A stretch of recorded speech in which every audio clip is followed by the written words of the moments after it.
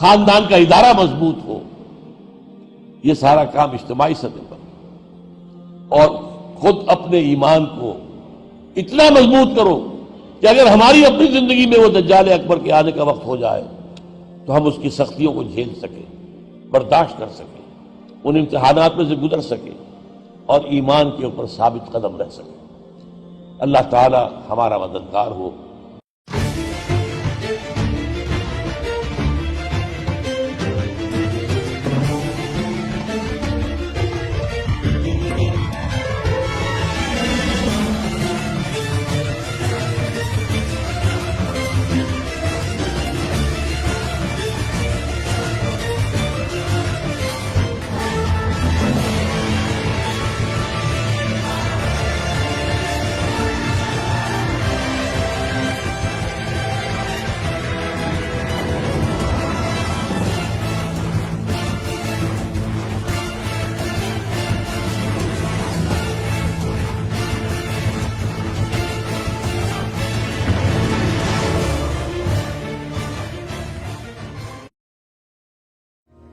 ہمارا channel subscribe کرنا اور نوٹیفیکیشن بیل آن کرنا مت بھولیے گا تاکہ ہمارا رابطہ بحال رہے.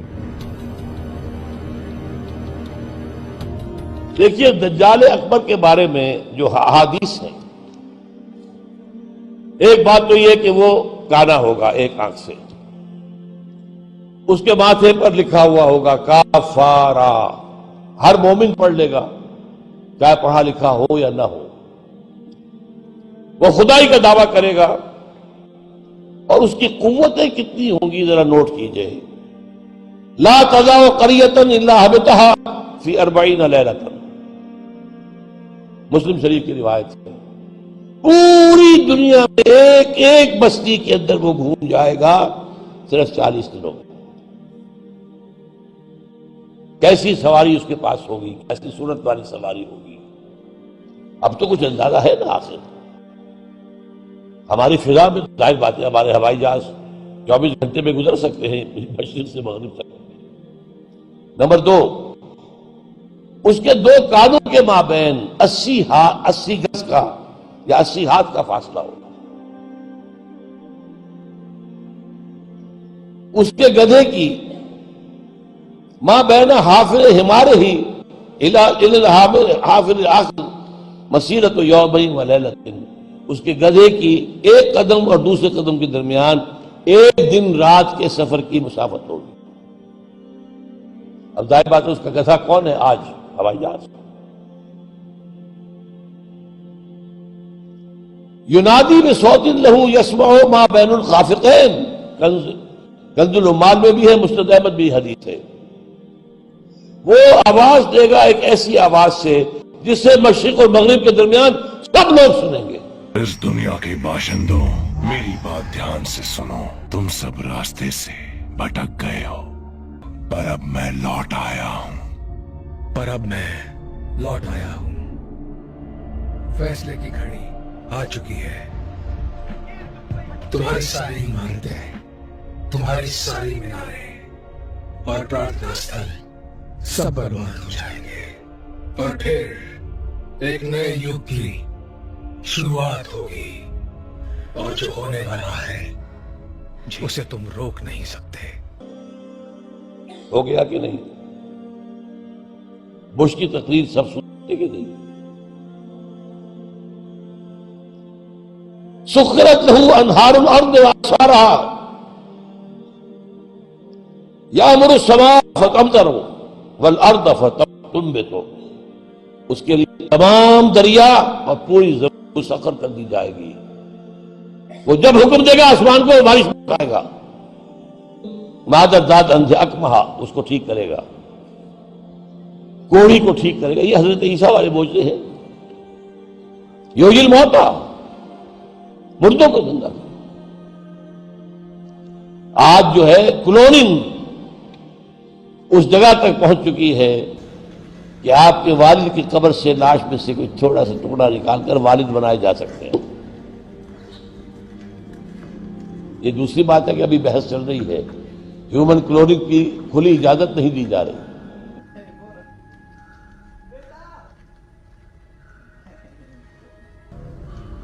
تمہیں پتا ہے مجھے آئیڈیا کہاں سے ملا؟ خواب جی،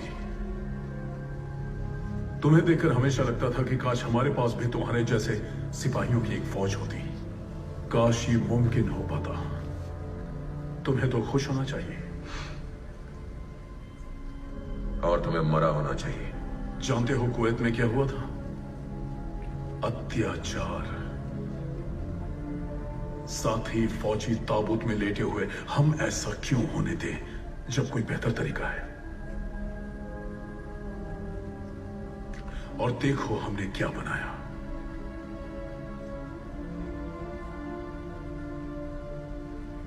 اس میں ہم دونوں کی خوبیاں ہیں۔ تمہیں نہیں لگتا ہمارے دیش کو تمہارا ایک عمدہ روپ چاہیے؟ کوئی عمدہ روپ نہیں ہو سکتا ہے میرا، نہ اس کا اور نہ ہی کسی اور کا۔ نہیں، یہ یمن جانے والا تھا، تمہاری وجہ سے اس کی جگہ پہ ایک اصلی فوجی لے گا، کوئی کلون نہیں، جسے درد کا احساس ہوگا، ڈر کا، جو ہم نے اس میں سے نکال دیا تھا، کوئی ایسا جس میں اتنی ہی کمیاں ہوں گی جتنی کہ اس آتنکوادی میں جسے ہم ماریں گے۔ تو کیوں نہ کلون فوجیوں کی ایک فوج ہی بنا لی جائے؟ ہاں کیوں نہیں؟ ایک آدمی کو چیر کر 2 ٹکڑوں میں بانٹے گا اور پھر زندہ کر دے گا۔ وَجَبْعَثُ مَعَهُ یا يُبْعَثُ مَعَهُ الشَّيَاطِينَ عَلَى صُورَةِ مَنْ قَدْ مَاتَ مِنَ الْآبَاءِ وَالْأُمَّهَاتِ وَالْإِخْوَانِ فَيَأْتِي أَحَدُهُمْ إِلَىٰ أَبِيهِ وَأَخِيهِ فَيَقُولُ أَلَسْتُ فُلَانٌ أَلَسْتَ تَعْرِفُنِي؟ اس کے ساتھ شیاطین جن کا لشکر ہوں گے اور ان کی صورتیں وہ بنا دے گا لوگوں کے مرے ہوئے ماں باپ اور بھائیوں کی سی، اور وہ آ کر کہیں گے دیکھو میں تمہارا باپ نہیں ہوں، پہچانتے نہیں مجھے؟ میں تمہارا بھائی نہیں ہوں، پہچانتے نہیں ہو مجھے؟ ارے میں تمہاری ماں نہیں ہوں، پہچانتے نہیں ہو؟ یہ خدا ہے، اس کو کرو سجدہ۔ عام کفر و الحاد۔ اور ایک بات جو سب سے اہم ہے، جو آج شروع ہو چکی ہے اور میں تفصیل بیان کر چکا ہوں، کائرو کانفرنس اور بیجنگ کانفرنس اور بیجنگ +5 کانفرنس، اور وہ بھی یونائٹڈ نیشنز کے تحت، آخر من یخرج الیہ النساء، آخر میں جو اس کی پیروی کے لیے نکلے گی گھروں سے وہ عورتیں ہوں گی۔ حتیٰ ان الرجل لیرجع الی امہ وابنتہ واختہ وعمتہ فیوثقها، یہاں تک کہ ایک بندہ مومن جائے گا دوڑ کر اپنے گھروں میں، اپنی ماں کو، بہن کو، بیٹی کو، بیوی کو باندھ کر جکڑ کر رکھنے کی کوشش کرے گا، اور وہ رسیاں توڑا کر اس دجال کے پیچھے بھاگے گا۔ وہ نقشہ ہے آج۔ ایک حکم پر یہ شیطان مشرف جو ہے ہمارے ہاں 30% سیٹیں سب عورتوں کے لیے مقرر کر دیں۔ بھائی امریکہ تک میں نہیں ہے تو ان کی پیروی کر رہے ہو، وہاں بھی نہیں ہے یہ ہم ان سے بڑھ کر ان کے مقاصد کی تکمیل میں ان سے آگے جا رہے ہیں۔ اب دیکھتے دیکھتے ہماری بات کو دیکھ کر انڈیا کے اندر بھی آیا ہے کہ 30% سیٹیں سب کی جو ہے خاص کر دی جائے عورتوں کے لیے، وہاں وہ نہیں ہو پا رہا، جمہوری حکومت ہے، اختلافات ہو رہے ہیں، ابھی بحثیں چل رہی ہیں۔ اور یہاں کیا تھا، مشرف ایک حکم، اور کوئی نہیں بولا، کوئی مذہبی لیڈر نہیں بولا یہ کیا کر رہے ہو، کوئی سیاسی لیڈر نہیں بولا کیا کر رہے ہو۔ ان کی گھٹی میں سیاست پڑ چکی ہے۔ خطرہ یہ تھا کہ ہم نے اگر ایسی کوئی بات کی تو یہ الیکشن پوسٹ پون کر دے گا، اور الیکشن بنا ہوا ان کا عام طریقہ۔ بہرحال یہ دجالیت جو ہے، دجال اکبر، یہ آنا ہے۔ یہ ہوگا کون؟ اس میں احادیث کے اندر اختلاف ہے۔ ایک واقعہ یہ بھی ملتا ہے کہ حضور ہی کے زمانے میں یہودیوں میں ایک بچہ پیدا ہوا، ابن سیاد۔ وہ بڑا غیر معمولی قسم کی صلاحیتیں اس میں تھی، وہ اپنی پیٹھ کے پیچھے سے بھی دیکھتا تھا، وہ سوتا تھا تو اس کا دل نہیں سوتا تھا، وہ پوری طریقے سے اس کے حواس جو ہیں وہ بیدار رہتے تھے۔ تو حضور نے اس کے کچھ حالات وغیرہ کا باقاعدہ مشاہدہ کیا، یہ سوچتے ہوئے کہ شاید یہی دجال بن جائے۔ حضرت عمر نے کہا بھی کہ آپ مجھے حکم دیں میں اس کی گردن اڑا دوں؟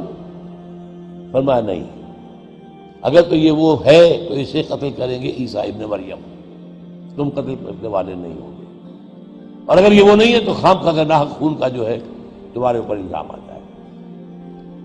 پھر ایک صحابی رضی اللہ تعالی عنہ تمیم داری،